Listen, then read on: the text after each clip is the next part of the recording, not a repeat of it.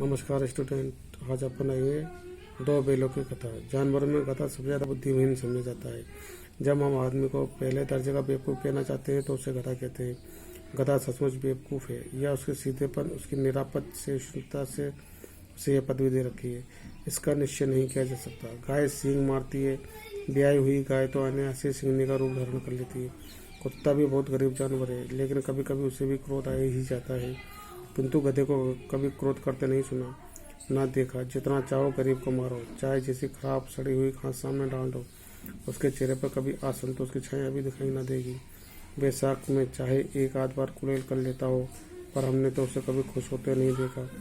उसके चेहरे पर एक विषाद स्थायी रूप से छाया रहता है। सुख दुख हानि लाभ किसी भी दशा में उसे बदलते नहीं देखा। ऋषि मुनियों के जितने गुण हैं वे सभी उसे पर काष्ठा को पहुँच गए हैं, पर आदमी उसे बेवकूफ़ कहता है। सद्गुणों का इतना आदर कभी नहीं देखा। कदाचित सीधापन संसार के लिए उपयुक्त नहीं है। देखिए ना, भारतवासियों की अफ्रीका में क्या दुर्दशा हो रही है।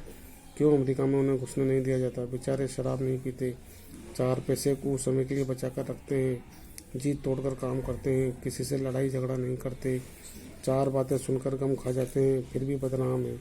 कहा जाता है कि जीवन के आदर्श को नीचा करते हैं। अगर वे ईंट का जवाब पत्थर से देना सीख जाते तो शायद सब भी कहलाने लगते। जापान की मिसाल सामने है। एक ही बीजे ने उसे संसार की सभ्य जातियों में गण्य बना दिया, लेकिन गधे का एक छोटा भाई भी है जो उससे कम गधा है, और वह है बैल। जिस अर्थ में हम गधे का प्रयोग करते हैं उसी से मिलते जुलते अर्थ में बछिया के ताव का भी प्रयोग करते हैं। कुछ लोग बैल को शायद बेवकूफ़ों में सबसे श्रेष्ठ कहेंगे, मगर हमारा विचार ऐसा नहीं है। बैल कभी कभी मारता भी है, कभी कभी अड़ियल बेग भी देखने में आ जाता है, और ये कई रीतियों से अपना असंतोष प्रकट करता है, तो अब उसका स्थान गधे से नीचा है। ठीक है, तो ये गधे की उपयोगिता बताइए। कल से जो है बैलों वाला पाठ चालू करेंगे अपन। बहुत अच्छी कहानी है।